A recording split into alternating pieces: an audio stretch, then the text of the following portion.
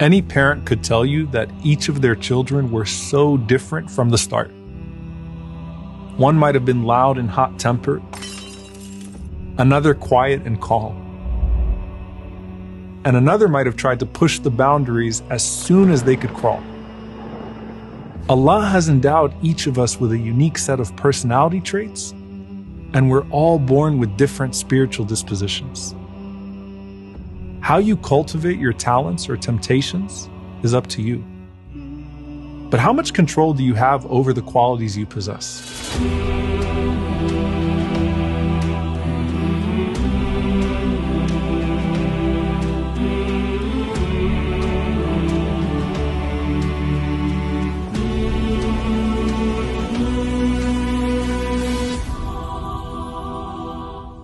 كل يعمل على شاكلته. Everyone acts according to their nature. Everyone is born with the nature Allah created them upon. And as they grow, their personality is shaped and molded by the people around them and the experiences that they're going to have. So, for example, what was it like the first time you went into the masjid? And how did all those people receive you? Were you met with smiles and warmth, or were you publicly scolded for being disruptive? These early experiences are going to dictate how comfortable you feel in large crowds. And more importantly, how comfortable you feel in the masjid. How was the prayer introduced to you? Was it introduced to you as a burden or a blessing? Did your parents teach you why you pray and then positively affirm you after you prayed? Or did you feel like it was forced on you with no explanation and then you were just disciplined if you failed? In many cases, your parents are the first window into the reality of Islam in all of its aspects.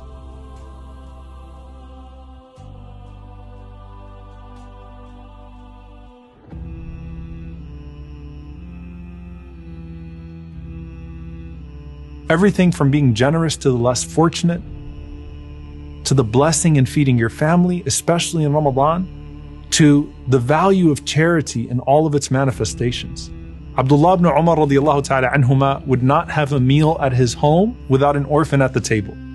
And he said that was directly tied to what he learned from his father about the importance of feeding the orphans. But some things are not influenced by anyone, and you just find yourself naturally drawn to them. Some children are extroverts and they thrive in large groups. And some children grow up introverted, enjoying their own inner world with their idea of fun being engrossed in a book, but hopefully not social media apps. Some kids can find discipline and responsibility to be hard. Other kids grow up being responsible and independent for their age.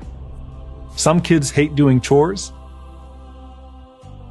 Other kids love the idea of being helpful to their family. But it's not only the positive things that get imprinted onto us.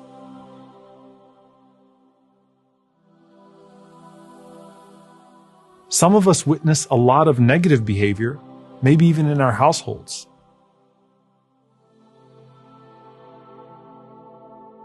As a child, seeing your parents argue can shake your world, and you can end up internalizing the way that they dealt with their emotions.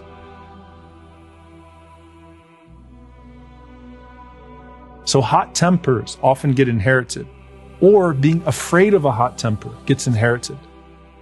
People-pleasing, for example, is a common response to witnessing continuous parental disputes because you feel so helpless all the time that you just want conflict to end. So how much of your personality was ever really yours to develop? And how much of it was decreed? How much of it can you learn? Your personality is both nature and nurture. And you carve out your akhlaq, meaning what becomes your character, out of your personality. The scholars say, think of your personality traits like seeds that still remain in their soil. They're waiting for the rain of revelation and the light of faith to nourish them so that they can become beneficial crops. Every personality trait has the potential to grow into a virtuous quality, or it could become the opposite. There was a companion by the name of Al-Ashaj Abdul Qais, radiyallahu ta'ala anhu. And this was a man who was a leader of his tribe. And so when his tribe came to see the Prophet sallallahu alaihi wasallam, they were so excited that they left everything behind. Camels were untied, things were all over the place. And so he stayed behind, not because he was slow, but because he was deliberate. And as a leader, he was getting everything put back together And then he proceeded to the Prophet ﷺ later than everybody else. And when he got to the Prophet ﷺ, he wasn't condemned. In fact, the Prophet ﷺ said, "Inna fika khaslatayni yuhibbuhum Allah, al-hilmu wal-ana." Verily, you have two qualities that Allah loves. Your hilm, which is your patience with the people, and al-ana, which is how deliberate you are. Hilm is when you're forbearing, you can tolerate people.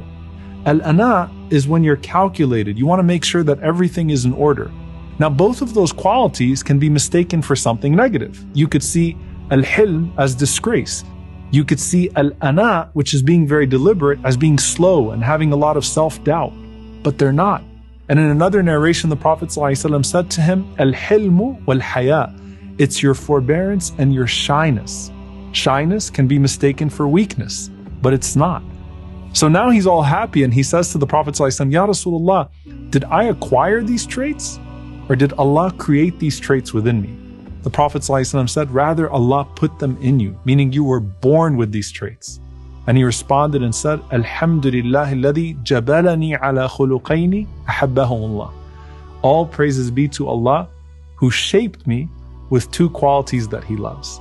So they're God-given traits because they start as seeds when you're born, created by Allah, and then Allah guides the individuals to draw out the potential from their unique personalities. Now, forbearance, patience, and modesty are made easy if a person is naturally introverted.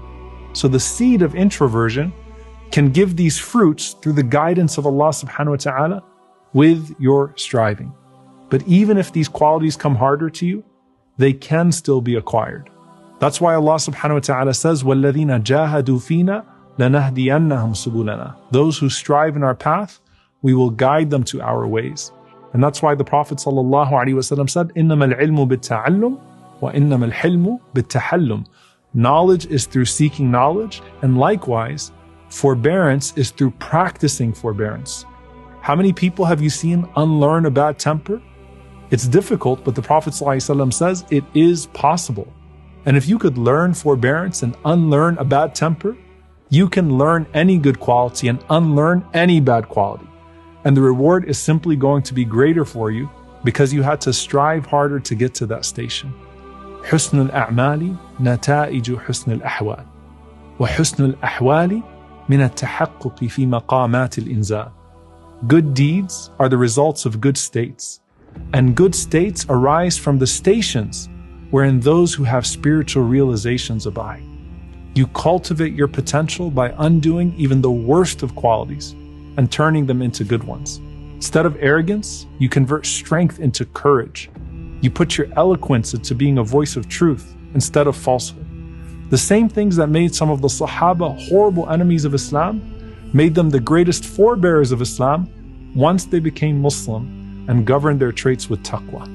The Prophet ﷺ said, people are like precious stones. The best of you in Jahiliyyah are the best of you in Islam if you have understanding and faith.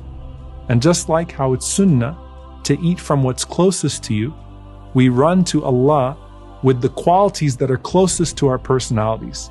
And then just as we eventually move away further in the plate, we start to expand our personalities to focus on gaining those qualities that might not be easy, but they are beloved to Allah subhanahu wa ta'ala. And so they've become beloved to us. We become inspired by our friends and our families to expand our personalities, to try new things, to build new strengths and new talents. And when we have conversations and share moments together, we learn more about each other and expand our horizon. And while personality is the driving force behind your journey to Allah, it isn't the only factor that determines your life path. Your health and your illness and your physical abilities or your disabilities might just push you in directions you didn't expect.